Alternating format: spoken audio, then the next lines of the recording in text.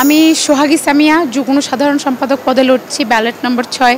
আমি আমার নিজের হলে ভোট দিয়ে এসেছি। এই হলে এসেছি আসলে ভোট কেন্দ্র পরিদর্শন করতে।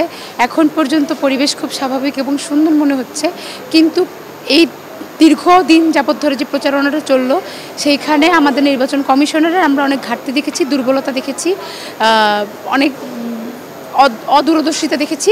আশা করছি যে নির্বাচনের দিন সেগুলো প্রশাসন কাটিয়ে উঠতে পারবেন। একই সাথে আমরা কয়েকটা হলে অভিযোগ শুনলাম যে পুলিং এজেন্টদেরকে ঢুকতে দিচ্ছে না, সেই বিষয়গুলো কেন ঘটছে আশা করছি সেটা পুরোটা জুড়ে আর হবে না, এই প্রত্যাশাই আমরা করছি।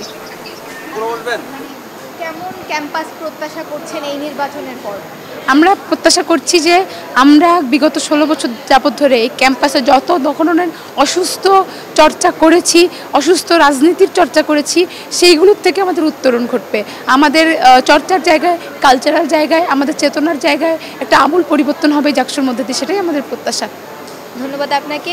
দর্শক, যেমনটা আমরা একজন প্রার্থীর থেকে শুনছিলাম তিনি আসলে কেমন জাহাঙ্গীরনগরের পরিবেশ চান এই জাকসু নির্বাচনের পর, এবং তিনি কিছু অভিযোগও কিন্তু আমাদের কাছে বলেছেন যে তিনি বিভিন্ন জায়গায় বিভিন্ন ধরনের অভিযোগ দেখেছেন। এছাড়া আমরা যদি একজন পোলিং এজেন্টের সাথে একটু কথা বলি, কেমন চলছে, কত পার্সেন্টের মতো ভোট হয়েছে, কেমন প্রার্থীরা? আচ্ছা, ভোট আসলে বলতে গেলে হচ্ছে মানে আমরা যেটা ডাকসুতে দেখেছি সেটার তুলনায় খুবই কম, এবং কম যেটা আসলে আমরা আগে থেকে একটা আশা করেছিলাম যে আসলে কমই হবে। কারণ গত কয়েকদিনে যদি প্রচারণার সময়টা দেখেন, আমাদের প্রশাসন যেভাবে আমাদেরকে সব কিছুতে বাউন্ডেড করে রেখেছে, আমরা আমাদের প্রার্থীদের পর্যন্ত পুরোপুরিভাবে সবাই পৌঁছাতেও পারেনি, বা হচ্ছে ভোটারদের পর্যন্ত। তো ওই জায়গা থেকে খুবই স্বাভাবিকভাবে বা আজকে যে ওয়েদার, ভোটারের সংখ্যা খুবই কম, ঢাকা থেকে আসা যে একটা ভোটারের যে একটা চাপ থাকার কথা ছিল ট্রান্সপোর্টে করে, সেইটাও পুরোপুরিভাবে ফুলফিল হয়নি। যেরকম ভোট শুরু হয়েছে এখন প্রায় হচ্ছে 3 ঘন্টা হয়ে গিয়েছে, বা 3 ঘন্টার হিসেবে যতটুকু দেখছি আপনারা দেখতে পাচ্ছেন যে ভোটার রুমটা প্রায় খালি। সো ওই হিসেবে ভোটের সংখ্যা অনেক কম।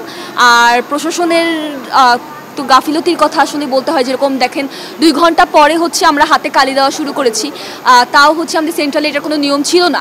আমাদের যখন হচ্ছে প্রতিটা জায়গায় পোলিং এজেন্টরা বলেছে বা ভোটাররা নিজেরা যখন বলেছে যে হাতে কালি না দিলে তো এখানে হচ্ছে শুধুমাত্র আইডি কার্ডের চেহারা দেখে তো মিলাতে পারবেন না, এখানে প্রক্সির অনেক ব্যাপার থাকে, এখানে হচ্ছে জালিয়াতির অনেক ব্যাপার থাকতে পারে।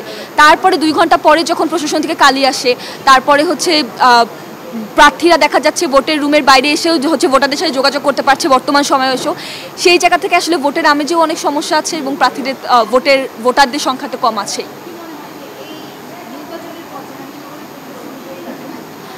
এটা পুরোটা ডিপেন্ড করে আসলে এই ভোটটা শেষ হবে কিভাবে করে আজকে। হ্যাঁ, সকাল থেকে অসঙ্গতি পাওয়া গিয়েছে অনেক কিছুতে, আবার সকাল থেকে আমাদের এটা দিয়ে মানে এত বছর পর 33 বছর পরে হচ্ছে, এটাই আমাদের জন্য একটা বিশাল বড় ব্যাপার। কিন্তু যতগুলো অসঙ্গতি সেটার উপর ডিপেন্ড করে আসলে আমরা কি রেজাল্টটা পাবো, ওটার উপরে পুরোটা ডিপেন্ড করে যে কেমন দল আসবে। তারা আসলে জাহাঙ্গীরনগরের যে মতাদর্শ, জাহাঙ্গীরনগরের যে একটা আলাদা একটা ভাব আছে, জাহাঙ্গীরনগর যে একটা সাংস্কৃতিক রাজ্য হিসেবে থাকে, সেই জিনিসটা কতটুকু ধারণ করে তারা ইন ফিউচার পলিটিক্সটা করবে, ওটার উপরে পুরোটা ডিপেন্ড করে আসলে।